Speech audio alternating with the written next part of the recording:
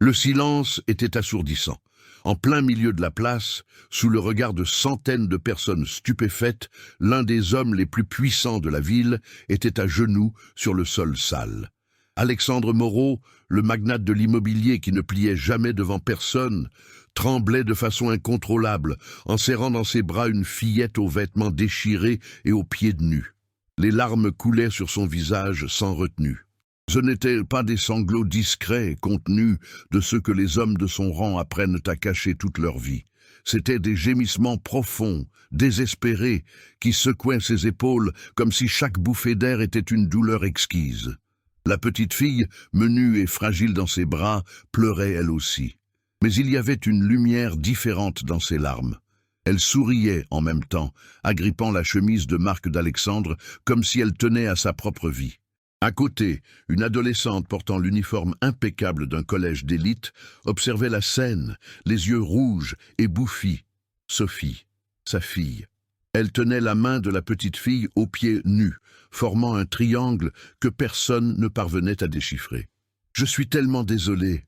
La voix d'Alexandre sortit brisée, presque inaudible. « Je regrette tellement. » Les objectifs des téléphones portables capturaient chaque détail. Les flashs explosaient comme des étoiles. Les gens chuchotaient, confus, sous le choc. Que se passait-il?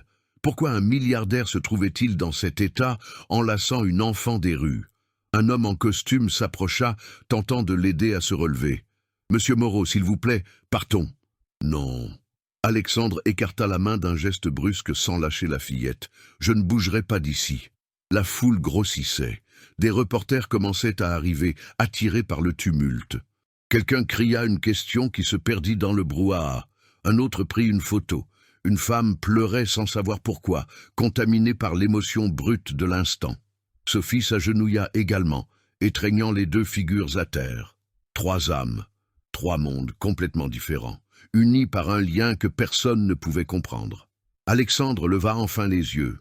Son regard croisa celui de la fillette. Et puis, il prononça quelque chose qui fit revenir le silence avec une force nouvelle. « Tu m'as sauvé. » La fillette, âgée de seulement 8 ans et portant le poids d'une vie de souffrance, répondit d'une voix douce, presque un murmure, « Non, monsieur, on s'est sauvés ensemble. » Et personne sur cette place du silence n'avait la moindre idée de comment ils en étaient arrivés là. 6 mois auparavant. Alexandre Moreau se réveilla à 5 heures du matin, comme d'habitude. Le réveil n'était plus nécessaire depuis longtemps.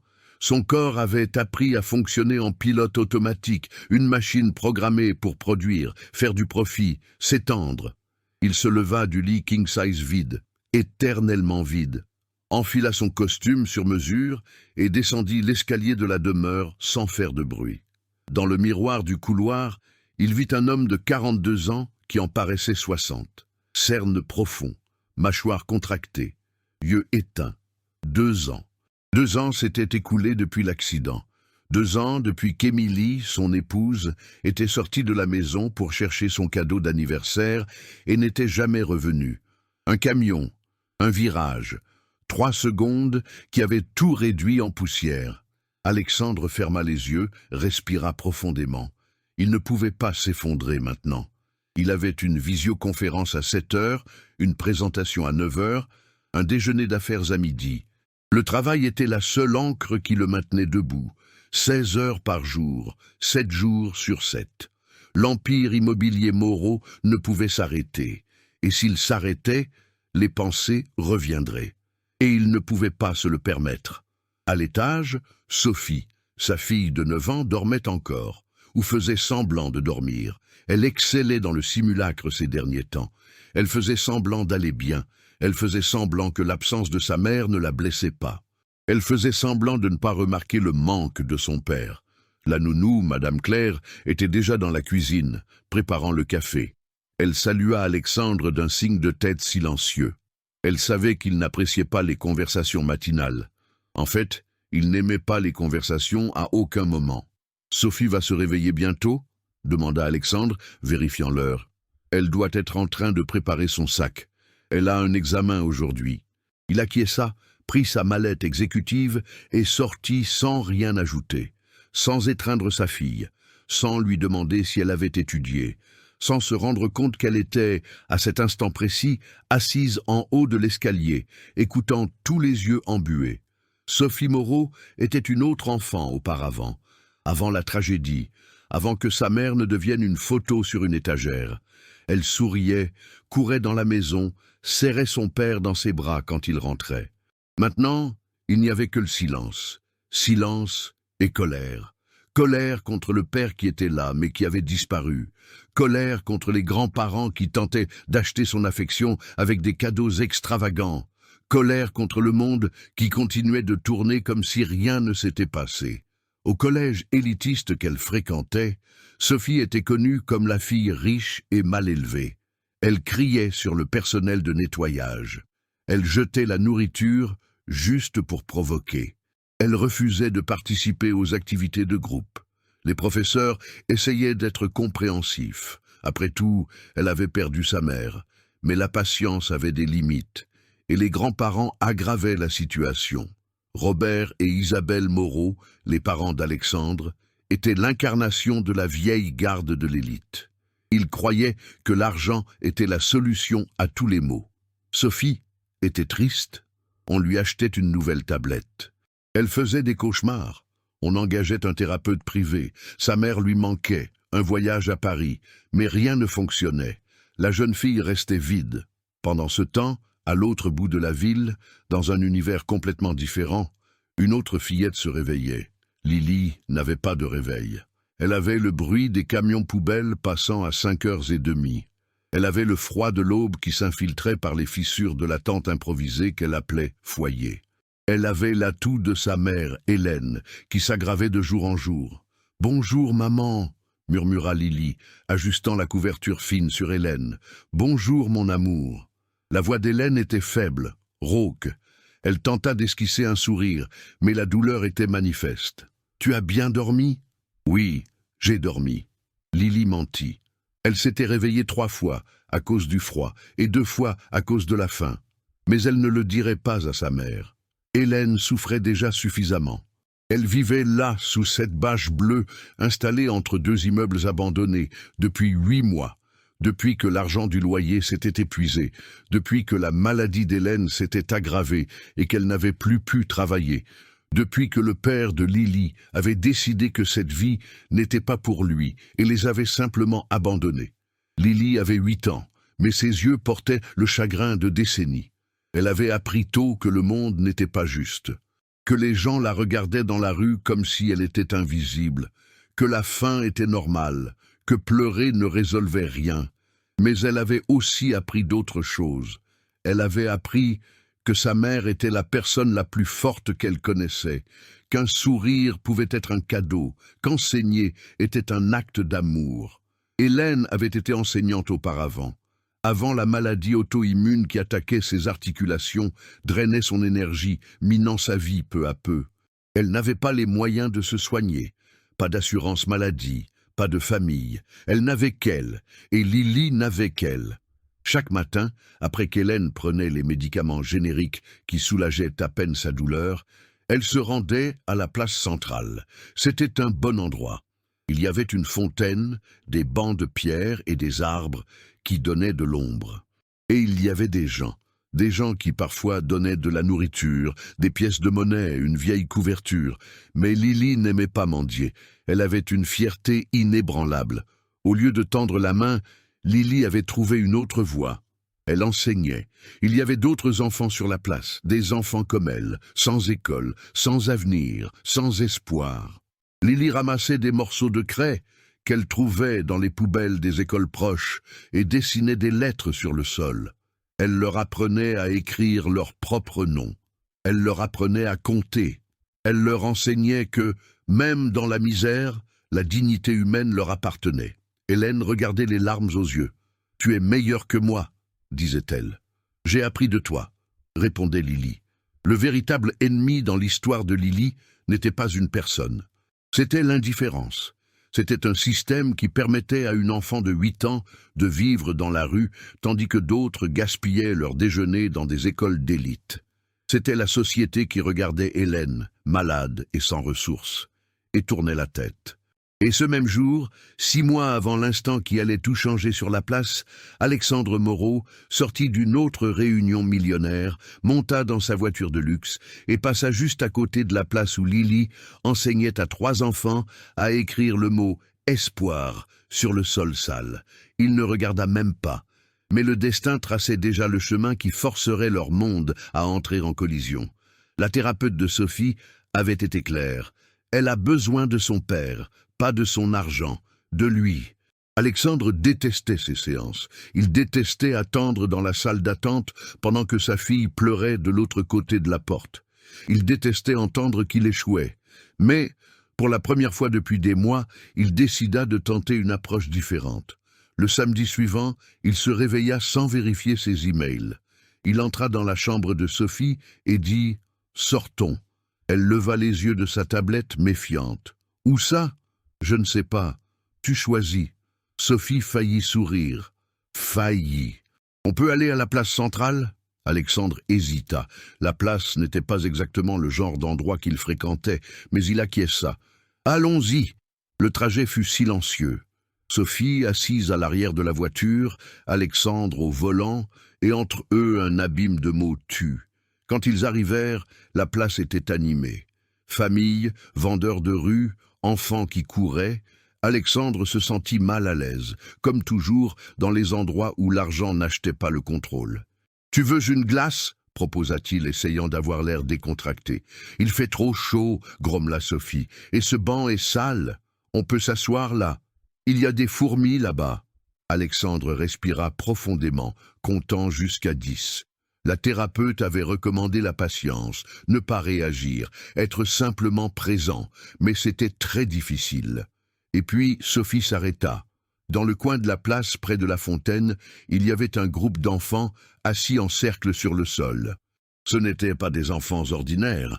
Ils étaient trop petits, trop maigres, trop sales, et au centre se tenait une fillette aux cheveux ébouriffés, vêtue d'un t-shirt 3 fois trop grand pour elle, tenant des morceaux de craie de couleur. « Regarde, papa » murmura Sophie, en pointant du doigt. Alexandre suivit le regard de sa fille. La fillette au centre écrivait quelque chose par terre. Des lettres grandes, vibrantes, tracées avec soin. Les autres enfants observaient, fascinés, comme si c'était magique. « A-N-A », disait la fillette, épelant chaque lettre en écrivant. « C'est ton nom, Anna. Maintenant, et c'est toi. » Une des enfants, pas plus de 5 ans, prit un morceau de craie rose et commença à tracer des lignes tremblantes sur le sol. Quand elle eut terminé, même si c'était tordu et irrégulier, c'était là, Anna. La fillette au centre applaudit. « Parfait. Maintenant, tu n'oublieras jamais qui tu es. » Sophie s'avança, hypnotisée. Alexandre la suivit, sur ses gardes. Il n'aimait pas cette situation. Il ne savait pas pourquoi, mais quelque chose le dérangeait profondément. « Salut », dit Sophie timidement. La fillette leva les yeux. Ils étaient bruns, brillants, pleins d'une lumière qui n'avait aucun sens. Comment pouvait-il y avoir de la lumière là, dans cette misère ? « Salut », répondit-elle souriant. « Tu veux écrire ton nom aussi ? Je sais déjà écrire. Alors tu peux enseigner à quelqu'un ? » Sophie cligna des yeux, confuse. Personne ne lui avait jamais demandé d'enseigner quoi que ce soit. Elle était la fille riche, la fille gâtée, celle qui ne servait qu'à se plaindre. « Je peux ? » « Bien sûr, il reste plein de craie. » La fillette lui tendit un morceau de craie jaune. « Comment tu t'appelles ? » ?»« Sophie. »« Moi, c'est Lily. » Alexandre observait la scène, debout, à quelques mètres de distance, les mains dans les poches et le cœur battant fort. Il y avait quelque chose qui clochait là, non pas dangereux, mais troublant. Sa fille, qui ne souriait plus depuis des mois, était assise sur le sol sale à côté d'enfants des rues, dessinant des lettres à la craie. Et elle souriait, un sourire sincère de ceux qu'il n'avait pas vus depuis avant l'accident, depuis la mort d'Émilie. « Papa, regarde !» cria Sophie excitée. « J'ai appris à Michel à écrire le « M ». Alexandre hocha la tête sans savoir quoi dire. Lily le regarda, curieuse. « Vous êtes son papa ?»« Oui. »« Elle est très gentille. » Alexandre ne répondit pas. Il observa Lily se lever, s'essuyant les mains sur son pantalon déchiré. Elle était petite, menue, Mais il y avait quelque chose en elle qui le faisait se sentir inférieur, comme si elle savait quelque chose qu'il avait oublié. « Tu ne vas pas à l'école » demanda Sophie, soudain. Lily secoua la tête. « Non. Pourquoi ? Parce que je vis ici sur la place, avec ma mère. Elle est malade, alors on n'a pas de maison pour l'instant. » Sophie se tut, assimilant l'information. Alexandre sentit l'inconfort grandir. C'était exactement le genre de situation qu'il évitait. La pauvreté, la douleur, la réalité. Mais Sophie hésita. « Si tu n'as rien, comment fais-tu pour être heureuse ?» La question tomba comme une bombe. Lily rit, un rire léger, presque musical. « J'ai ma mère, et j'ai mes amis, et j'ai de la craie. » Elle leva les morceaux colorés. « On peut être heureux avec peu, tu sais. » Sophie prit le sac de marque qu'elle portait à l'épaule et en sortit son portefeuille. « De combien as-tu besoin ? J'ai de l'argent. »« Sophie, non !» commença Alexandre. Mais Lily secouait déjà la tête. « Non, merci. Mais tu as dit que tu n'as pas de maison. J'en ai une. C'est juste différent de la tienne. » Lily sourit, sans amertume. « Ma mère m'a appris que la charité sans respect humilie. Si tu veux aider, assieds-toi ici et joue avec moi. Ça vaut plus que l'argent. » Alexandre sentit quelque chose se briser en lui. Cet enfant de 8 ans et sans rien dans les poches avait plus de dignité qu'il n'en aurait jamais. « Viens, Sophie, il faut y aller, » dit-il, la voix plus dure qu'il ne le souhaitait. « Mais papa, maintenant !» Sophie se leva à contre-cœur, regardant Lily comme si elle laissait derrière elle quelque chose de précieux. « Je peux revenir ? Je suis là tous les jours, » répondit Lily, souriant toujours. Alexandre prit sa fille par le bras, peut-être avec plus de force qu'il n'aurait dû, et commença à marcher vers la voiture. Lily resta derrière, retournant au cercle d'enfants, enseignant, toujours enseignant. Dans la voiture, Sophie ne dit rien. Elle regarda juste par la fenêtre, en silence. Alexandre démarra le moteur, essayant d'ignorer le poids sur sa poitrine. « Papa !» dit Sophie finalement, alors qu'ils étaient déjà en chemin vers la maison. « Pourquoi elle a l'air plus heureuse que moi, en ayant tout ?» Alexandre ne répondit pas. Il ne pouvait pas, parce qu'il n'y avait pas de réponse à cela, ou peut-être qu'il y en avait une, mais il n'était pas prêt à l'admettre. Cette nuit-là, Sophie s'endormit sans se plaindre, sans crier, sans pleurer, et Alexandre resta éveillé jusqu'à 3 heures du matin, assis dans le fauteuil du bureau, fixant le vide, avec la question de sa fille résonnant dans sa tête comme un tambour. Pourquoi a-t-elle l'air plus heureuse que moi en ayant tout ? Sophie n'arrêta pas de parler de Lily pendant toute la semaine. Le lundi, elle demanda s'il pouvait retourner sur la place. Le mardi, elle donna la moitié des jouets de sa chambre à une œuvre de charité sans que personne ne le lui demande. Le mercredi, elle remercia Madame Claire pour le dîner, pour la première fois depuis des mois. Le jeudi, Alexandre céda. « D'accord, on y retourne samedi. » Le sourire de Sophie illumina toute la maison. Quand ils arrivèrent sur la place le samedi suivant, Lily était au même endroit, comme elle l'avait promis. Mais cette fois, il y avait du nouveau. Une femme était assise à côté d'elle, mince, pâle, avec des yeux enfoncés mais toujours beaux. Hélène. « Salut !» Lily fit un signe de la main en voyant Sophie. « Tu es revenue ?»« J'avais dit que je reviendrais, » répondit Sophie, courant vers elle. Alexandre la suivit plus lentement, observant. Hélène le salua d'un signe de tête discret, comme si elle savait qu'il était mal à l'aise. « Bonjour, vous devez être le père de Sophie. »« Alexandre, » dit-il, lui tendant la main. Hélène la serra. Ses mains étaient froides, tremblantes, mais la poignée était ferme. Il y avait de la dignité dans ce geste, malgré tout. « Lily n'a pas arrêté de parler de votre fille. Elle a dit qu'elle est spéciale. » Alexandre ne savait pas quoi répondre.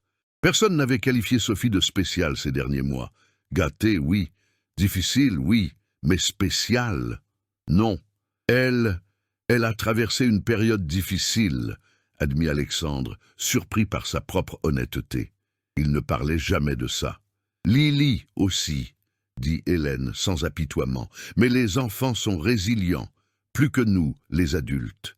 Ils continuèrent de parler pendant que les fillettes dessinaient sur le sol. Hélène raconta son passé d'enseignante, sa passion pour la littérature, comment la maladie était arrivée soudainement, silencieuse, détruisant tout. Alexandre écoutait, fasciné, non par la tragédie en elle-même, mais par la façon dont elle en parlait, sans amertume, sans colère, juste l'acceptation. « Vous n'êtes pas en colère ?» demanda Alexandre. « Contre qui? Contre Dieu? Contre le destin ?» Hélène sourit. La colère ne change rien, elle ne fait que consumer. Alexandre pensa à Émilie. Il pensa à tout le temps qu'il avait passé consumé par la colère. Colère contre le chauffeur du camion, colère contre le destin, colère contre lui-même pour ne pas être allé chercher le cadeau ce jour-là. C'est difficile de ne pas la ressentir, admit-il. Oui, mais nous choisissons ce que nous faisons de ce que nous ressentons. Ces mots résonnèrent dans sa tête pendant des jours. À partir de ce samedi, une routine s'installa. 3 fois par semaine, mercredi, samedi et dimanche, Alexandre et Sophie se rendèrent sur la place. Sophie passait des heures avec Lily, enseignant à d'autres enfants, jouant, riant. Alexandre restait à parler avec Hélène, apprenant des choses qu'aucun MBA ne lui avait jamais enseignées. Hélène parlait d'empathie, de gratitude, de comment trouver la beauté dans les petites choses. Elle montrait Lily toujours souriante, toujours généreuse, et disait « Elle est ma plus grande réussite. Pas ma carrière, pas mes diplômes. Elle. » Alexandre regardait Sophie et ressentait de la honte. À quand remontait la dernière fois où il avait vraiment regardé sa fille? Non pas comme un problème à résoudre, mais comme une personne. Les changements chez Sophie étaient impossibles à ignorer. Elle recommença à manger sans se plaindre. Elle arrêta de crier sur Madame Claire. Elle commença à poser des questions sur le monde, sur les gens, sur pourquoi certains avaient tant et d'autres si peu. La thérapeute appela Alexandre, surprise. « Qu'avez-vous fait? Elle est différente. »« Je l'ai laissée être enfant, » répondit Alexandre, sans comprendre entièrement ce que cela signifiait. Mais il n'y avait pas que Sophie qui changeait. Alexandre sentait aussi quelque chose bouger en lui, une fissure dans le mur qu'il avait construit autour de son cœur. Il commença à quitter le bureau plus tôt. Il dînait avec Sophie. Il lui demandait comment s'était passée sa journée. Il l'écoutait, vraiment. Et il réalisait, avec un mélange de fascination et de terreur, que Lily, cette fillette de 8 ans qui n'avait rien, lui enseignait plus sur la vie que tous les livres d'affaires qu'il avait lus. Un après-midi, alors qu'il regardait Lily apprendre à un petit garçon à lasser ses chaussures, Alexandre sentit ses yeux picoter. À quand remontait la dernière fois où il avait pleuré? Aux funérailles d'Émilie, peut-être. Après cela, rien. Comme si les larmes s'étaient asséchées en même temps que sa volonté de vivre. « Vous allez bien ?» demanda Lily, soudain à ses côtés. Alexandre s'essuya rapidement les yeux. « Oui, je vais bien. Vous pleurez? » « Non. » Lily inclina la tête, comme si elle lisait en lui quelque chose que personne d'autre ne voyait. « Ma mère dit que pleurer c'est bon, que c'est la façon dont le cœur se nettoie. Ta mère est sage. »« Je sais. » Lily sourit. « Vous ressemblez à mon père avant qu'il ne parte. » Alexandre sentit une oppression dans la poitrine. « Comment ça? » Triste à l'intérieur. Genre s'il y avait un trou dans le cœur que rien ne remplit. La précision de cette description le laissa sans voix.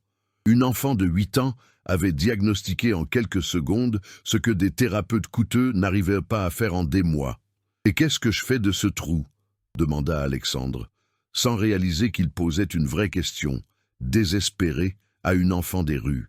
Lily réfléchit un instant. « Je crois qu'on ne bouge pas le trou, on apprend à vivre avec, et on le remplit avec de nouvelles choses, comme l'affection, comme l'amitié. » Elle haussa les épaules, comme si elle disait quelque chose d'évident. « Vous avez Sophie, et Sophie vous a. C'est déjà beaucoup. » Alexandre ne se fiait pas à sa voix pour répondre. Cette nuit-là, il entra dans la chambre de Sophie pour la première fois depuis des mois. Elle était en train de lire un livre au lit. « Papa, je voulais juste te souhaiter bonne nuit. » Sophie cligna des yeux, surprise. « Bonne nuit ?» Alexandre hésita sur le pas de la porte. « Et merci. Pourquoi ? De m'avoir rappelé qui j'étais. » Sophie sourit. C'était un petit sourire, fragile, mais sincère. « Lily est incroyable, n'est-ce pas ? Oui. Tu penses qu'on peut l'aider? Alexandre respira profondément. Je crois que c'est elle qui nous aide. Les semaines passèrent et la connexion entre les deux familles, si différentes, si improbables, s'approfondit. Alexandre paya discrètement les consultations médicales d'Hélène par le biais d'une clinique communautaire sans qu'elle sache qui finançait. Il acheta du matériel scolaire qui apparaissait mystérieusement sur la place. Il laissa des enveloppes d'argent qui furent invariablement refusées. Hélène découvrait toujours et refusait toujours. Respect, monsieur Moreau, pas charité. Mais Hélène commença alors à empirer. La toux occasionnelle devint constante. Les mains qui tremblaient légèrement parvenaient à peine à tenir un stylo. Lily tentait de cacher sa peur, mais Alexandre voyait. Il voyait tout maintenant, et Sophie le voyait aussi. « Papa, Madame Hélène est très malade, on doit faire quelque chose. » Alexandre le savait. Il savait que cette situation n'était pas tenable. Il savait que quelque chose devait changer. Mais il avait peur. Peur de s'impliquer trop. Peur de trop sentir. Peur de perdre à nouveau. Car pour la première fois depuis la mort d'Émilie, il sentait autre chose que le vide. Et cela le terrifiait. Parce que les gens comme lui ne se mêlaient pas aux gens comme elle. Parce qu'il y avait des règles, des barrières, des différences. Parce que le monde ne fonctionnait pas ainsi. Mais il regardait Sophie rire avec Lily et Hélène sourire, même dans la douleur. Et quelque chose en lui chuchotait. Et si ça fonctionnait? Cette nuit-là, en se couchant, Alexandre eut une pensée qu'il ne put chasser. Il s'attachait à Lily, à Hélène, à cette connexion fragile et impossible. Et quelque chose, au fond de son esprit, lui disait que ça n'allait pas bien finir. Cela se produisit un mercredi. Alexandre et Sophie se rendaient à la place lorsqu'ils aperçurent la petite foule. Des gens en cercle, certains filmant avec leur téléphone, d'autres observant simplement. Au centre, Lily était à genoux à côté d'Hélène, qui convulsionnait sur le sol. « Maman !» Le cri de Lily déchira l'air. Sophie sortit en courant de la voiture avant même qu'Alexandre ne se gare. « Lily !» Alexandre arriva quelques secondes plus tard, se frayant un chemin à travers les curieux. Hélène était pâle comme un linge, les lèvres violacées, le corps tremblant violemment. De l'écume se formait au coin de sa bouche. Lily tenait la main de sa mère, pleurant, désespérée. « Quelqu'un a appelé une ambulance ?» cria Alexandre. « Il y a 10 minutes. Elle n'arrive pas, » répondit quelqu'un. Alexandre ne réfléchit pas. Il prit son téléphone et appela son médecin personnel. « Docteur Dubois, j'ai besoin d'une ambulance immédiatement. Place du silence. C'est une urgence. »« Monsieur Moreau, nos ambulances sont pour maintenant !» 7 minutes plus tard, l'ambulance privée arriva. Les ambulanciers placèrent Hélène sur une civière. Lily tenta de monter avec elle, mais fut retenue. « Seulement la famille », dit l'ambulancier. « Je suis sa famille !» cria Lily, avec une force qui ne semblait pas possible dans son petit corps. Alexandre intervint. « Elle vient, je paie aussi son transport. » À l'hôpital, le diagnostic fut immédiat et dévastateur. Crise auto-immune aiguë, insuffisance rénale, rythme cardiaque irrégulier. Hélène nécessitait une intervention chirurgicale d'urgence, des soins intensifs et des médicaments extrêmement coûteux. Le médecin regarda Alexandre, parce que tout le monde savait qui payait, et annonça le montant, 150 000 €. « Faites l'opération, » dit Alexandre sans hésiter. Lily était assise dans la salle d'attente, serrée contre Sophie, tremblante. Alexandre s'agenouilla devant elle. « Ta mère va s'en sortir. Les meilleurs médecins s'occupent d'elle. »« Pourquoi ?» demanda Lily, les yeux rouges. « Pourquoi faites-vous ça ?» Alexandre n'avait pas de réponse. Ou il en avait une, mais ne pouvait pas la dire à voix haute. « Parce que vous avez changé ma vie. Parce que ma fille a recommencé à sourire grâce à toi. Parce que j'étais mort à l'intérieur et que vous m'avez ramené. Parce que c'est la bonne chose à faire, » dit-il, finalement. L'opération dura 6 heures. Hélène survécut, mais devrait rester hospitalisée pendant des semaines. Lily resta à l'hôpital, dormant sur une chaise à côté du lit de sa mère. Alexandre paya toute la facture, et puis il essaya de reprendre sa vie normale. Mais la nouvelle se répandit. 3 jours plus tard, le téléphone d'Alexandre sonna. C'était Isabelle, sa mère. « Réunion de famille, Demain, chez toi. Ce n'est pas une invitation. Alexandre savait ce que cela signifiait. Le lendemain, les grands-parents de Sophie se présentèrent accompagnés de Robert Moreau, le père d'Alexandre. Un homme de 68 ans, avec des yeux d'acier et une présence qui dominait n'importe quelle pièce. Il avait construit l'empire Moreau à partir de rien et ne tolérait aucune faiblesse. « Assieds-toi » ordonna Robert, comme s'il était chez lui. Alexandre s'assit, tendu. Sophie était à l'école. C'était mieux ainsi. Isabelle commença, la voix pleine de désapprobation. « Alexandre, nous devons parler de tes choix récents. » « Quel choix ? Tu as emmené notre petite fille fréquenter des mendiants, dit Robert sans détour. Tu as dépensé 150 000 € pour une femme de la rue. Tu exposes Sophie à des maladies, des dangers, des personnes inadéquates. » Alexandre sentit la colère monter. « Ces personnes inadéquates ont enseigné la compassion à ma fille en 2 mois, plus que vous en 9 ans. » Compassion ? Robert rit, un son rauque, sans humour. Tu confonds compassion et faiblesse. Tu fais ce qu'Émilie faisait, laisser le cœur parler plus fort que la raison. La mention d'Émilie fut comme un coup de poing dans l'estomac. Ne parle pas d'elle. Quelqu'un doit le faire. Tu répètes les mêmes erreurs. Tu t'attaches aux mauvaises personnes. Tu prends des décisions émotionnelles au lieu de logique. Et regarde où ça a mené Émilie. Morte à 36 ans parce qu'elle voulait tout faire seule, parce qu'elle refusait un chauffeur, parce qu'elle était trop têtue pour... Ça suffit.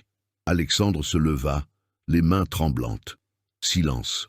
Robert se pencha en avant, les yeux fixés sur les siens.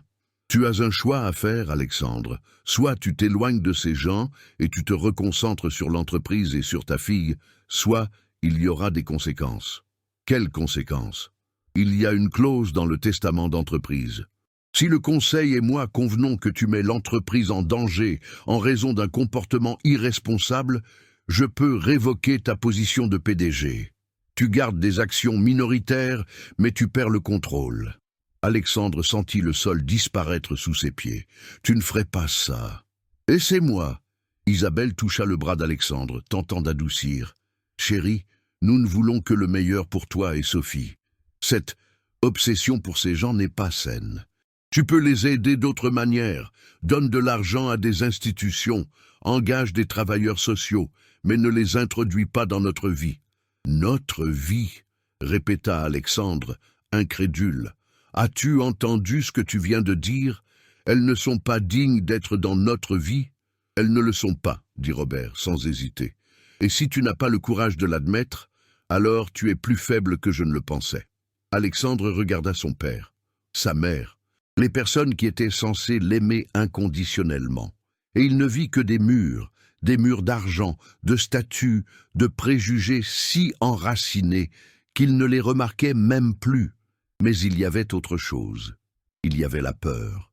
Peur de perdre Sophie s'ils intentaient une action en justice pour la garde en invoquant un comportement inapproprié. Peur de perdre l'entreprise qui avait été son ancre après la mort d'Émilie. Peur de tout risquer pour 2 personnes qu'il connaissait à peine. Et la peur l'emporta. « Très bien », entendit Alexandre sa propre voix dire, lointaine, comme si elle appartenait à quelqu'un d'autre. « Je vais m'éloigner. » Robert acquiesça, satisfait. Décision intelligente. Dans les jours qui suivirent, Alexandre fit l'impensable. Il appela l'assistante sociale de l'hôpital et lui demanda de trouver un foyer pour Lily pendant la convalescence d'Hélène. Il chargea ses avocats de créer un fonds anonyme pour couvrir les futurs frais médicaux d'Hélène, mais sans contact direct. Et il ne retourna pas à l'hôpital. Il ne dit pas au revoir. Il n'expliqua pas. Il disparut simplement. Sophie le remarqua immédiatement. « Papa, quand est-ce qu'on va voir Madame Hélène et Lily? Nous n'irons plus. » Pourquoi? Parce que je l'ai dit. Les yeux de Sophie se remplirent de larmes.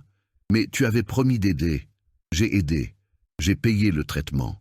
Maintenant, je dois me concentrer sur la famille. Elles sont ma famille. Non, Sophie, elles ne le sont pas. Sophie courut dans sa chambre, claquant la porte. Alexandre resta seul dans le salon, avec le poids de la lâcheté qu'il venait de commettre écrasant sa poitrine. 2 semaines plus tard, Lily sortit de l'hôpital où elle était restée avec sa mère, L'assistante sociale expliqua qu'Alexandre Moreau avait tout arrangé, mais ne voulait plus de contact. Lily écrivit une lettre. Une lettre simple, en écriture enfantine, sur un morceau de papier déchiré. « Monsieur Alexandre et Sophie, pourquoi êtes-vous partis? Ma mère va mieux maintenant. Elle a dit que vous êtes un homme bon. Je le crois aussi. Mais les bonnes personnes ne disparaissent pas. Mon père est parti aussi. Je pensais que vous étiez différent. Sophie est ma meilleure amie. S'il vous plaît, dites-lui que je ne suis pas fâché, juste triste. Merci d'avoir sauvé ma mère. Même si vous partez, je n'oublierai jamais. Avec amour, Lily. » La lettre arriva une semaine plus tard. Alexandre la trouva en premier, la cacha dans un tiroir et ne la montra jamais à Sophie. Mais Sophie avait sa propre lettre. Lily en avait envoyé 2. Et quand Sophie la lut, seule dans sa chambre, elle comprit ce que son père avait fait. Elle descendit les escaliers, tenant la lettre de ses mains tremblantes, et trouva Alexandre dans son bureau. « Tu es pareil que le père de Lily, » dit Sophie, la voix glaciale comme Alexandre ne l'avait jamais entendue. « Un lâche !» Et elle sortit, laissant Alexandre seul avec le poids de la vérité. 3 mois plus tard, Alexandre se réveilla sur le canapé du bureau, toujours en costume, avec son ordinateur portable ouvert sur la poitrine. Il était 4 heures du matin. Il avait travaillé jusqu'à l'épuisement, comme il le faisait toutes les nuits maintenant. C'était plus facile ainsi. Travailler jusqu'à ne plus pouvoir penser, jusqu'à ce que le corps s'éteigne de lui-même. Parce que quand il s'arrêtait, quand le silence venait, les voix arrivaient avec. La voix de Sophie, « Tu es un lâche ». La voix de Lily, « Pourquoi êtes-vous parti ?» La voix d'Hélène, « Respect, monsieur Moreau ». Et la pire de toutes, sa propre voix, chuchotant dans le noir, « Tu as encore échoué ». Alexandre se leva, ignorant la douleur dans son dos, et monta les escaliers. La maison était trop silencieuse. Toujours trop silencieuse. Il passa devant la chambre de Sophie et hésita. La porte était fermée. Toujours fermée maintenant. Il ne se souvenait pas de la dernière fois qu'ils avaient vraiment parlé. Les dîners se déroulaient dans un silence absolu. Sophie mangeait machinalement, sans le regarder, puis montait dans sa chambre. Il n'y avait plus de questions. Il n'y avait plus rien. Madame Claire l'avait prévenue la semaine précédente, l'inquiétude se lisant sur son visage. « Monsieur Moreau, Sophie, elle ne va pas bien, elle mange à peine, elle pleure toutes les nuits, elle recommence à faire des cauchemars. » Alexandre avait simplement hoché la tête et était parti pour une autre réunion, parce qu'il ne savait pas quoi faire. Il avait essayé les cadeaux, une nouvelle tablette, des vêtements de marque, un voyage à Disneyland. Sophie avait tout refusé.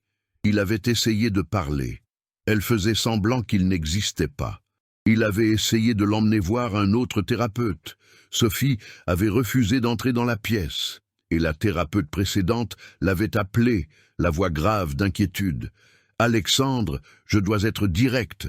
Sophie souffre de dépression infantile sévère. Elle a complètement régressé. Pire que lorsqu'Émilie est morte. Si vous ne faites rien, si vous ne vous reconnectez pas avec elle, je devrais envisager d'alerter les services de protection de l'enfance pour négligence émotionnelle. » Négligence émotionnelle. Les mots résonnaient dans sa tête comme une sentence. Il avait pourtant tout fait correctement, n'est-ce pas? Il avait payé le traitement d'Hélène. Il avait veillé à ce que Lily et elle soient relogées dans un foyer décent. Il avait créé un fonds anonyme pour couvrir les coûts futurs. Il avait fait sa part, mais Sophie ne le voyait pas ainsi. Pour elle, il avait fait la même chose que le père de Lily. Abandonné, fui, choisi la voie la plus facile. Alexandre passa les doigts dans ses cheveux, sentant le poids de l'épuisement. Il n'avait pas bien dormi depuis des semaines. Il faisait des cauchemars. Il voyait Lily sur la place, enseignant à d'autres enfants, souriant même sans avoir rien. Il voyait Sophie rire à côté d'elle. Il voyait Hélène le regarder avec ses yeux sages, sans jugement, juste de la tristesse. Dans l'entreprise, les choses allaient techniquement bien. Les chiffres étaient excellents. L'expansion sur le marché international était prévue. Robert l'avait même félicité lors d'une réunion, enfin de retour sur les rails. Mais Alexandre s'effondrait. Lors d'une présentation importante devant des investisseurs japonais, Il eut un trou de mémoire au milieu d'une phrase. Il resta là, immobile, regardant les visages attentifs, et ne put se souvenir de ce qu'il disait. Son assistant dut intervenir. Plus tard, enfermé dans la salle de bains exécutive, Alexandre eut ce qui ne pouvait être qu'une crise de panique. Cœur battant la chamade, sueur froide, mains tremblant de manière incontrôlable. Il regarda son reflet dans le miroir et ne reconnut pas l'homme qu'il voyait, des cernes profonds comme des cicatrices, visage trop maigre, yeux vides. À quand remontait la dernière fois où il avait mangé un repas complet? À quand remontait la dernière fois où il avait vraiment ressenti autre chose que le vide? Alexandre commença à enquêter discrètement. Il découvrit que Lily et Hélène avaient été relogées dans un foyer de la ville voisine à 40 minutes de là. Il découvrit que Lily n'arrivait pas à trouver de place à l'école car le foyer était surpeuplé. Il découvrit qu'Hélène, toujours faible, ne parvenait pas à trouver d'emploi et qu'elle vivait avec le minimum. Il tenta d'envoyer de l'argent, 5 000 € dans une enveloppe anonyme. L'assistante sociale du foyer l'appela une semaine plus tard. « Monsieur Moreau, Hélène a découvert que c'était vous. Elle a demandé à ce que l'argent soit rendu. »« Quoi? Pourquoi ?» Elle a dit, et je cite, « Dites à Monsieur Moreau que nous ne voulons pas d'aumône de quelqu'un qui nous abandonne. Il a fait son choix, nous faisons le nôtre. » Alexandre raccrocha le téléphone et pour la première fois depuis des mois, il pleura. Pas des larmes discrètes, des sanglots profonds, déchirant sa poitrine, brisant quelque chose en lui qui se fissurait depuis trop longtemps. Il était devenu exactement ce qu'il avait toujours méprisé. Un homme qui plaçait l'argent au-dessus des gens, le statut au-dessus de l'humanité, la peur au-dessus du courage. Robert avait raison sur une chose, il était faible, mais pas de la manière dont son père le pensait. Il était faible parce qu'il n'avait pas eu le courage de se battre pour ce qui était juste, parce qu'il avait laissé la peur dicter ses choix. Le vendredi soir, Alexandre était dans son bureau quand il entendit un bruit provenant de la chambre de Sophie. Il monta en courant et trouva la porte entr'ouverte. Sophie était assise sur son lit, tenant la lettre de Lily, la lettre qu'elle gardait sous son oreiller. « Sophie, ne me parle pas. S'il te plaît, Tu avais promis. » Sa voix était basse, mais chargée d'une douleur qui brisait le cœur. « Tu avais dit que tu allais aider, qu'elles étaient importantes, et puis tu as disparu, comme son père. Tu es exactement pareil. J'ai dû... » « Non, tu n'as rien eu à faire. Tu as choisi papy et mamie. Tu as choisi l'entreprise. Tu as tout choisi sauf la bonne chose. » Alexandre sentit le sol s'effondrer. « Sophie, j'essayais de te protéger. »« Menteur !» Sophie regarda son père pour la première fois depuis des mois, et ce qu'Alexandre vit dans ses yeux le détruisit. Ce n'était pas de la colère, c'était du mépris. Tu te protégeais toi-même. Tu as eu peur, et à cause de ta peur, tu as blessé des gens qui avaient besoin de toi. Tout comme tu me blesses tous les jours. Je n'ai pas. Je te hais. Les mots sortirent froids, définitifs. Et je hais ce que je deviens à cause de toi. J'étais comme Lily avant. J'étais heureuse. Maintenant, je suis juste, vide, comme toi. Sophie se coucha, lui tournant le dos. La conversation était terminée. Alexandre resta là, sur le pas de la porte, paralysé. Puis il sortit, descendit les escaliers, se dirigea vers le bar et prit une bouteille de whisky. Il ne buvait pas, mais cette nuit-là, il voulait juste arrêter de sentir. 3 verres plus tard, assis dans l'obscurité du salon, Alexandre eut une clarté brutale. Il répétait le cycle. Quand Émilie était morte, il s'était réfugié dans le travail et avait failli perdre Sophie. Maintenant, par peur de tout perdre, il avait fait exactement ce qui l'éloignerait définitivement de sa fille. Réussi, riche, respecté et complètement détruit. Il prit le téléphone, pensant appeler quelqu'un. Mais qui? Il n'avait pas de vrais amis. Il avait des collègues d'affaires. Il avait des associés. Il avait des gens qui voulaient quelque chose de lui. Lily et Hélène voulaient juste qu'il soit humain. Et il n'avait pas su l'être. Alexandre s'appuya la tête dans ses mains. Le poids de 3 mois de lâcheté, écrasant tout reste de dignité qu'il lui restait.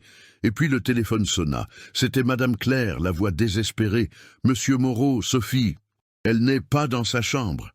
La panique qu'Alexandre ressentit à cet instant dépassa tout ce qu'il avait jamais éprouvé. Même pas à la mort d'Émilie. Même pas quand les affaires avaient failli couler. C'était différent. C'était Sophie.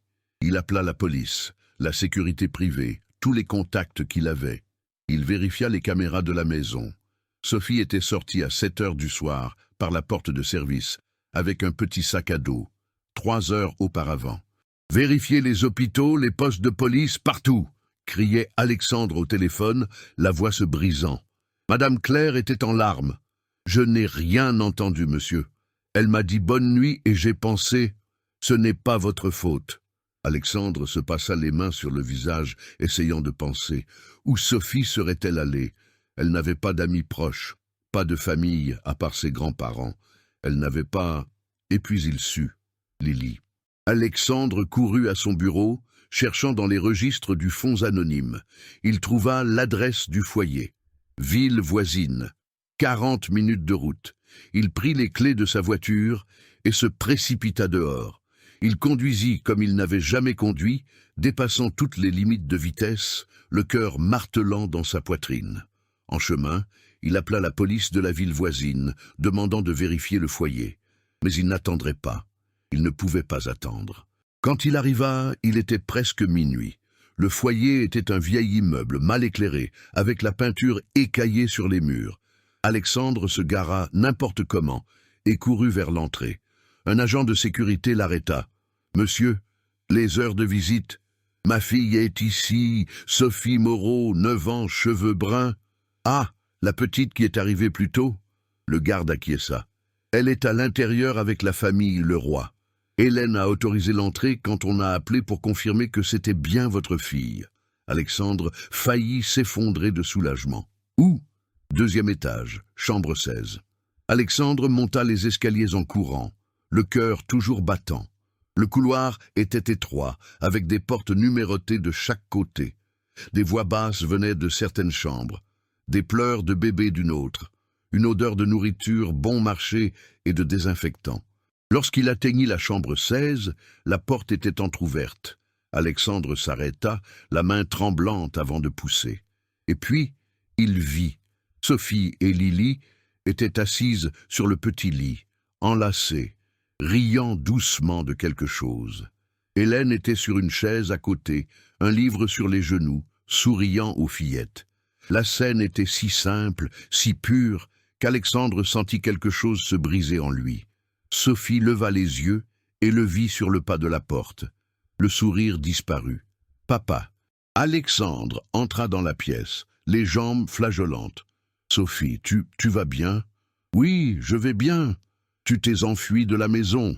J'étais désespéré. Tu ne peux pas... » « Je ne me suis pas enfuie. » La voix de Sophie était calme, plus mûre qu'elle n'aurait dû l'être. « Je suis venu chercher mon ami, l'ami que tu as abandonné. » Les mots tombèrent comme des pierres.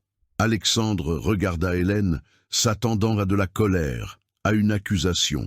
Mais elle ne faisait que l'observer avec ses yeux sages et tristes. « Monsieur Moreau, » dit Hélène, la voix douce malgré tout, « pouvons-nous parler ?»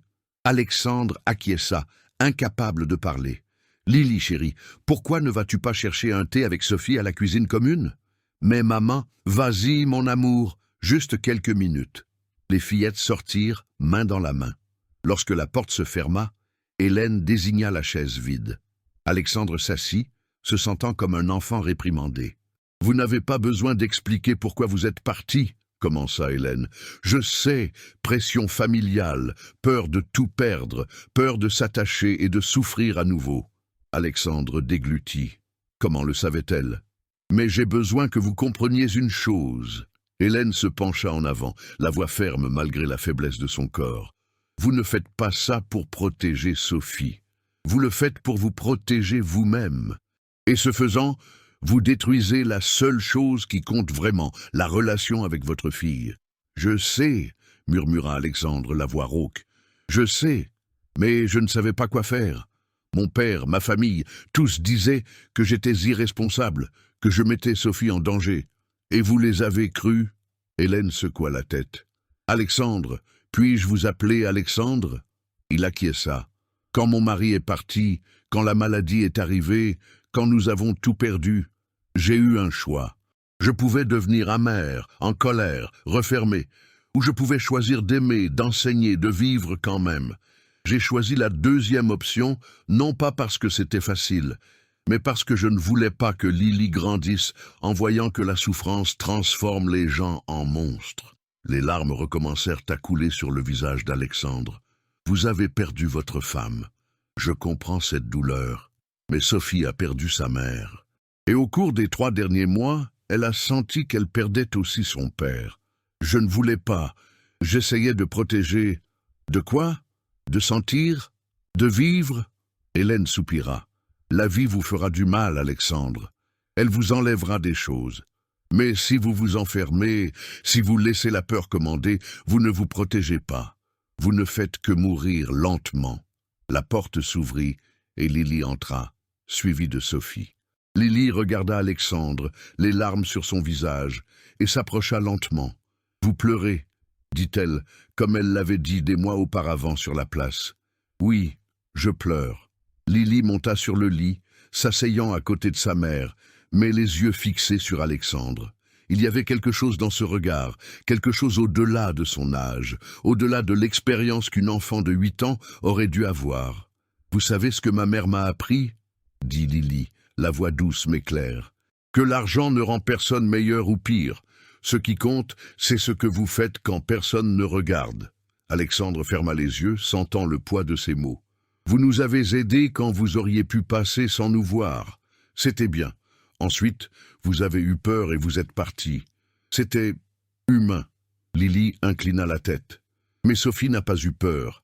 Elle est venue ici toute seule. Elle a pris le bus. Elle nous a cherchés. Elle a 9 ans et elle a été plus courageuse que vous. Le silence qui s'ensuivit fut absolu. « Elle est courageuse comme votre mère devait l'être, » continua Lily, puis elle sourit. Ce sourire impossible, plein d'un pardon qu'Alexandre ne méritait pas. « Vous pouvez encore être courageux aussi.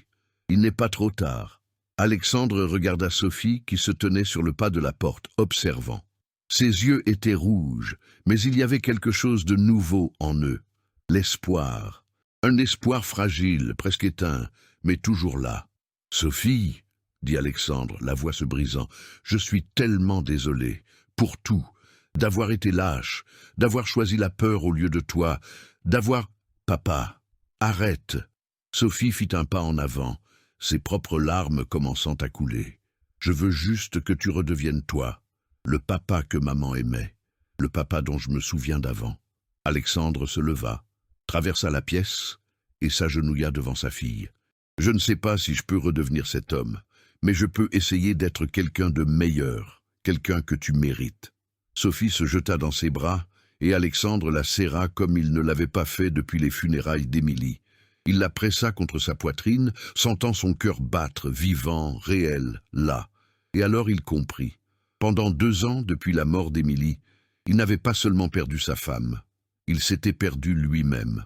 Il s'était enterré dans le travail, l'argent, le succès, pensant que cela comblerait le vide. Mais ça ne l'avait pas fait. Cela n'avait fait que l'agrandir. Lily et Hélène, 2 personnes qui avaient tout perdu, qui dormaient dans des foyers et vivaient avec presque rien, avaient quelque chose qu'ils n'avaient pas eu depuis des années. L'humanité, une connexion réelle, le courage de ressentir, même quand ça faisait mal. Elle n'avait pas peur d'aimer parce qu'elle savait que l'amour n'était pas une question de sécurité, c'était une question de choix. Choisir chaque jour d'être vulnérable, d'être humain, d'être vrai. Alexandre relâcha Sophie et regarda Lily et Hélène. « Je ne mérite pas votre pardon, mais je passerai le reste de ma vie à essayer de le mériter. » Hélène sourit, ce sourire doux. « Alors commence maintenant. » Et Alexandre sut exactement ce qu'il devait faire. Alexandre passa la nuit au foyer, assis sur une chaise inconfortable, observant Sophie et Lily dormir côte à côte dans le lit étroit. Hélène avait insisté pour qu'il reste. « Vous devez être là quand elles se réveilleront. Elles ont besoin de voir que vous n'allez pas disparaître à nouveau. » À l'aube, son esprit était clair pour la première fois depuis des mois. Il savait exactement ce qu'il devait faire. Et il savait que cela lui coûterait tout. À 9 heures du matin, Alexandre passa l'appel. Père, convoque une réunion. Toi, mère, les avocats, le conseil, si tu veux. Aujourd'hui, midi, chez moi. Robert hésita à l'autre bout du fil. À propos de quoi? Tu le découvriras. Quand Alexandre rentra à la maison avec Sophie, 3 heures plus tard, Madame Claire faillit s'évanouir de soulagement. Alexandre l'embrassa, quelque chose qu'il n'avait jamais fait, et la remercia d'avoir pris soin de sa fille toutes ces années. Puis il monta à son bureau et commença à passer des appels. Aux avocats, aux comptables, aux consultants en investissement, préparant le terrain pour ce qui allait arriver. À midi sonnant, Robert et Isabelle Moreau arrivèrent, accompagnés de 2 avocats de l'entreprise. Ils entrèrent dans la pièce comme s'ils en étaient les propriétaires, ce qu'ils étaient techniquement, en partie. « Alexandre, qu'est-ce que c'est que ça ?» demanda Robert, regardant autour de lui. « Où est Sophie ?»« Dans sa chambre. C'est une affaire d'adulte. » Isabelle s'assit sur le canapé, les mains croisées élégamment sur ses genoux. « J'espère que cette réunion est pour nous informer que tu as retrouvé la raison. » Alexandre resta debout, refusant de s'asseoir. Il devait être debout pour cela. « Je suis là pour vous informer de mes décisions, non pour demander votre approbation. » Robert plissa les yeux. « Attention à ton ton. »« Non. » Le mot sortit ferme, définitif. « C'est fini le temps où je devais faire attention, où je devais m'incliner, où je devais vous laisser dicter ma vie. » Un silence de stupéfaction. « Je vais adopter Lily légalement, » annonça Alexandre. « Hélène, sa mère, a donné son accord. Elle conservera tous ses droits maternels et sera présente dans la vie de sa fille. Mais Lily viendra vivre ici, avec Sophie et moi. Elles seront sœurs légalement. » Isabelle pâlit. « Tu es devenu fou ? » « Et ce n'est pas tout, » continua Alexandre, ignorant l'interruption. « Je vais engager Hélène comme tutrice éducative privée pour les 2 fillettes. Elle est ancienne professeure de littérature, elle a un master en éducation, et elle a plus de sagesse en un jour que n'importe quel tuteur coûteux que vous pourriez recommander. »« Alexandre, arrête ça tout de suite. » Robert commença à se lever. « Je n'ai pas fini. » La voix d'Alexandre tonna dans la pièce, et Robert se rassit, choqué. Alexandre n'avait jamais crié sur son père. Jamais. « Je vais créer un institut éducatif, » continua Alexandre, la voix ferme. « Des bourses complètes pour les enfants en situation de vulnérabilité. Pas seulement l'éducation, le logement, la nourriture, le soutien psychologique, l'accompagnement familial, tout ce dont Lily et d'autres enfants comme elle ont besoin mais n'ont jamais eu. » « Avec quel argent ?» grogna Robert. « Avec le mien. Je vais vendre mes actions personnelles, mes investissements, mes propriétés. Et, » Alexandre respira profondément, « je vais démissionner de mon poste de PDG de Moreau Enterprise. » La pièce explosa. « Tu as complètement perdu la tête. » Robert était debout maintenant, le visage rouge. « Je t'aurais viré de ce poste de toute façon, mais tu ne peux pas simplement... » « Je peux, et je le ferai. » Alexandre prit des documents sur la table. « J'ai consulté des avocats. Je peux démissionner et conserver 15% des actions en tant qu'actionnaire minoritaire. Vous prenez le contrôle, faites ce que vous voulez de l'entreprise, je m'en fiche. »« Tu t'en fiches ?» Isabelle était en larmes. « Cette entreprise est l'héritage de notre famille. »« Non !» dit Alexandre, la voix brisée. « Sophie est l'héritage. Lily l'est aussi maintenant. Ce sont elles qui comptent, et j'ai failli le perdre à cause de vous. »« À cause de nous ?» Robert pointa sa propre poitrine. « Nous avons construit tout ça pour toi. Nous nous sommes sacrifiés, nous avons travaillé, nous t'avons donné un empire. »« Et je vous remercie, » dit Alexandre sincèrement. « Mais je ne veux plus de cet empire, pas si le prix est de devenir comme vous. » L'insulte plana dans l'air comme du poison. « Comment osais-tu » siffla Robert. « Comment ose-je quoi ? Dire la vérité ?» Alexandre s'approcha de son père, le regardant droit dans les yeux. « Vous regardez Lily et Hélène, et vous voyez des déchets. Vous voyez des personnes inférieures, indignes, qui ne méritent pas d'être dans notre présence. Mais savez-vous ce que je vois ? Je vois une femme qui a enseigné à sa fille à avoir de la dignité même sans rien. Je vois une enfant de 8 ans avec plus de compassion dans son petit doigt que vous n'en avez eu de toute votre vie. Elles sont de la rue. Et alors ?» cria Alexandre. Et alors? Elles valent moins parce qu'elles sont pauvres, elles sont moins humaines parce qu'elles ont tout perdu. Vous croyez vraiment ça?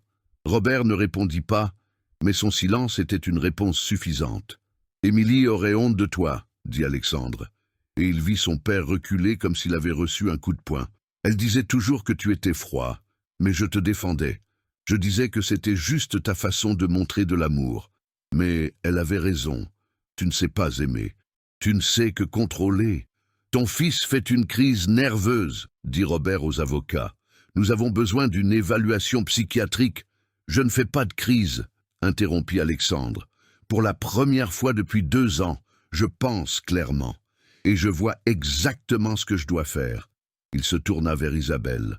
Maman, tu m'as élevé. Tu m'as appris des valeurs. Tu m'as dit d'être un homme d'honneur. Mais quand j'essaie enfin de faire ce qui est juste, tu m'attaques. Pourquoi? Isabelle essuya ses larmes. Parce que j'ai peur, Alexandre. Peur que tu te fasses du mal. Peur que Sophie grandisse confuse, sans comprendre sa place dans le monde. Sa place? Alexandre rit, un rire sans humour. Sa place est à côté des gens qui l'aiment, peu importe d'où ils viennent. Et si elle grandit en t'en voulant? Défia Robert. Et si elle se rend compte que tu l'as forcée à vivre avec la fille d'une mendiante, que tu as détruit ses opportunités? La porte du salon s'ouvrit. Sophie entra, avec Lily à ses côtés. Alexandre n'avait pas remarqué qu'elles étaient descendues. Hélène était juste derrière, l'air préoccupé. « Sophie, je t'ai dit de rester dans ta chambre », commença Alexandre. « Non », cria Sophie, les larmes coulant sur son visage. « J'en ai marre de me taire. J'en ai marre que vous fassiez semblant de savoir ce qui est le mieux pour moi. » Elle se tourna vers Robert et Isabelle, petite mais féroce. « Lily n'est pas une mendiante. C'est ma meilleure amie. Elle est plus ma sœur que n'importe quel cousin ou cousine que vous avez essayé de me forcer à fréquenter.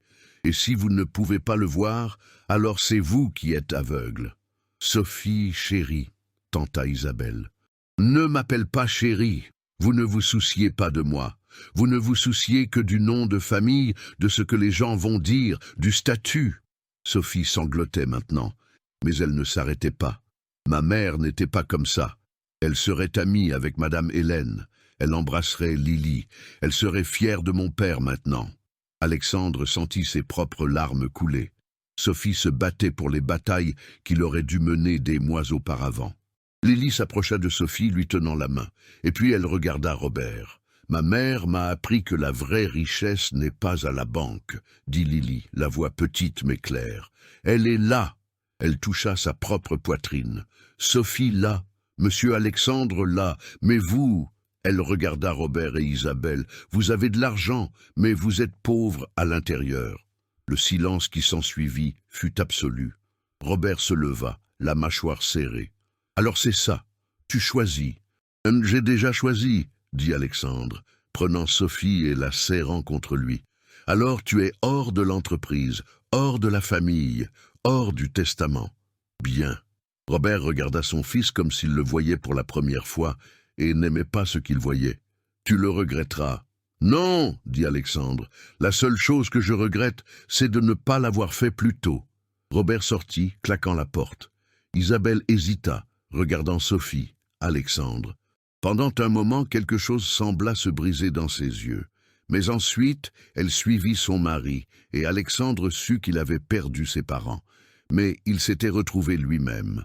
Hélène s'approcha, touchant l'épaule d'Alexandre. « Êtes-vous sûr de cela?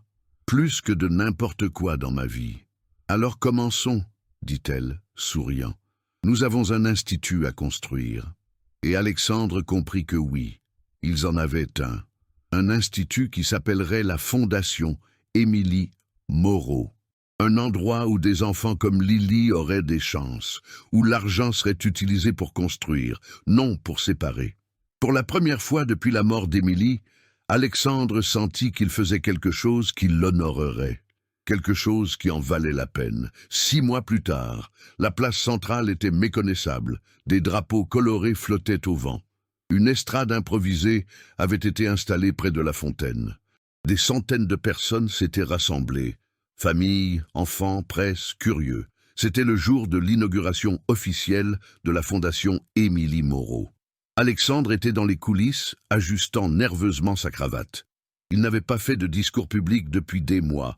Depuis qu'il avait quitté l'entreprise, sa vie avait complètement changé. Moins de réunions, moins d'argent, plus de temps, plus de vie. « Papa, tu trembles », dit Sophie, apparaissant à ses côtés avec Lily. Alexandre sourit. Les deux portèrent des robes identiques, une idée d'elle, pas de lui. Lily vivait avec eux depuis 4 mois maintenant.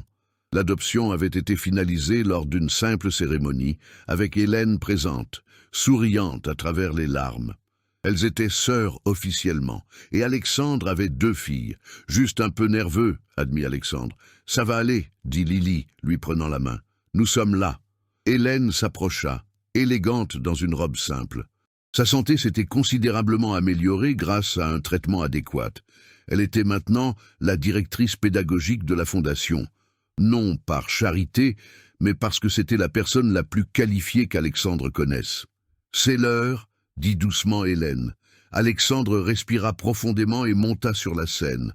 Le murmure de la foule diminua. Les caméras se tournèrent vers lui. Les flashs crépitèrent.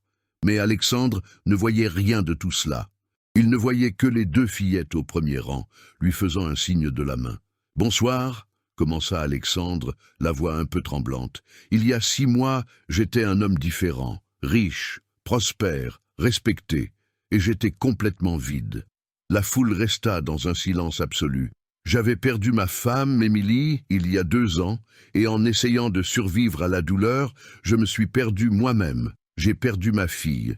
J'ai perdu tout ce qui comptait vraiment. » Alexandre regarda Sophie. « Jusqu'à ce qu'une fillette de 8 ans, sans abri, sans rien d'autre que des morceaux de craie et un cœur immense, m'enseigne quelque chose que j'avais oublié. » Lily rougit, cachant son visage sur l'épaule d'Hélène. « Elle m'a appris que l'humanité ne se mesure pas en euros, que le courage ne vient pas des comptes en banque, que l'amour est un choix que l'on fait chaque jour, surtout quand c'est difficile. » Alexandre sentit sa voix s'étrangler, mais continua. « Cette fondation porte le nom de mon épouse parce qu'elle y croyait. Elle croyait que tous les enfants méritent des chances, que la pauvreté n'est pas une honte, que notre vraie richesse est dans la façon dont nous traitons ceux qui ne peuvent rien nous offrir en retour. » Des applaudissements commencèrent, mais Alexandre leva la main, demandant le silence. « Je ne suis pas un héros, loin de là. Je suis juste un homme qui a failli tout détruire par peur. Mes 2 fillettes extraordinaires, ma Sophie et ma Lily, m'ont montré qu'il n'est jamais trop tard pour recommencer, pour être meilleur, pour être humain. » Alexandre descendit de la scène. Il n'y avait plus de discours prévus, juste la vie qui se déroulait. Des enfants qui couraient, des parents qui parlaient. L'Institut venait d'ouvrir ses portes à 50 enfants. Bourse complète, soutien total. Ce n'était que le début. Tandis que la fête continuait, Alexandre s'éloigna de la foule, marchant jusqu'à l'endroit exact où tout avait commencé. L'endroit où Lily enseignait aux autres enfants avec de la craie colorée. Sophie et Lily le suivirent, sachant instinctivement qu'il devait être là. « C'était ici », dit Alexandre, regardant le sol. Il y avait encore des traces de vieilles craies, presque effacées. « C'est ici que tout a changé. »« Non », dit Lily, prenant un morceau de craie neuf dans la poche de sa robe. « C'est ici que tout a commencé. » Elle s'agenouilla et commença à dessiner. Sophie la rejoignit. Alexandre les observa un instant, puis fit quelque chose qu'il n'avait pas fait depuis qu'il était enfant. Il s'agenouilla sur le sol et prit un morceau de craie. Ensemble, les 3 dessinèrent. Pas des mots, pas des lettres, juste un cœur géant sur le sol de cette place. Les gens commencèrent à s'approcher, curieux. Les enfants de l'Institut se joignirent à eux, prenant de la craie et ajoutant leurs propres dessins. En quelques minutes, le sol de la place fut recouvert de couleurs, d'art, de vie. Un photographe captura l'instant. Alexandre Moreau, l'ex-milliardaire, à genoux sur le sol sale d'une place publique, riant en dessinant à côté de ses 2 filles. C'était cette photo qui serait dans les journaux le lendemain. Non comme un scandale, mais comme un espoir. Hélène s'approcha, s'asseyant à leur côté. « Vous savez que cela va tacher les robes, n'est-ce pas ? » « Ça n'a pas d'importance, » dirent Sophie et Lily à l'unisson. Puis elles rirent. Alexandre regarda autour de lui. Les enfants qui dessinaient, Hélène qui souriait. Ses filles, si différentes mais si unies, et il réalisa quelque chose de fondamental. Il n'avait rien perdu en quittant l'entreprise, en rompant avec ses parents, en choisissant cette voie. Il avait tout gagné. Le soleil commença à se coucher, teintant le ciel d'orange et de rose. Les gens partirent peu à peu, mais Alexandre, Sophie, Lily et Hélène restèrent. Ils restèrent jusqu'à ce que les dernières lumières du jour disparaissent, jusqu'à ce qu'il ne reste que les étoiles et les dessins colorés sur le sol. « Papa, » dit Sophie, posant sa tête sur son épaule, « tu penses que maman aurait aimé ça ?» Alexandre sentit des larmes chaudes couler sur son visage. Mais cette fois, ce n'étaient pas des larmes de douleur, c'étaient des larmes de paix. Elle aurait adoré.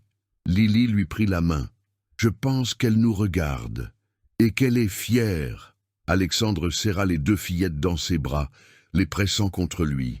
Hélène posa sa main sur son épaule, complétant le cercle. Et là, sur cette place, où un milliardaire arrogant avait vu pour la première fois une fillette sans abri enseigner à d'autres enfants, Alexandre comprit enfin ce qu'Émilie avait toujours essayé de dire. La vie ne consistait pas à ce que l'on accumulait. Elle consistait à ce que l'on donnait, à qui l'on devenait quand personne ne regardait, à avoir le courage de ressentir, même quand ça faisait mal.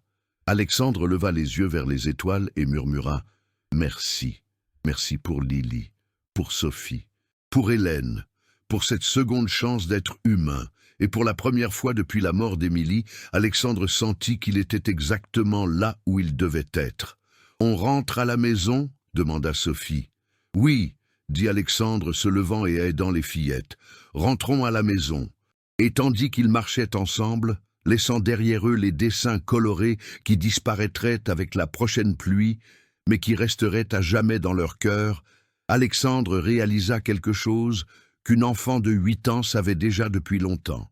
On n'a pas besoin de tout avoir pour avoir assez. Et parfois, perdre tout est la seule façon de découvrir ce qui compte vraiment. Parce qu'au final, la seule richesse que l'on emporte avec soi n'est pas à la banque.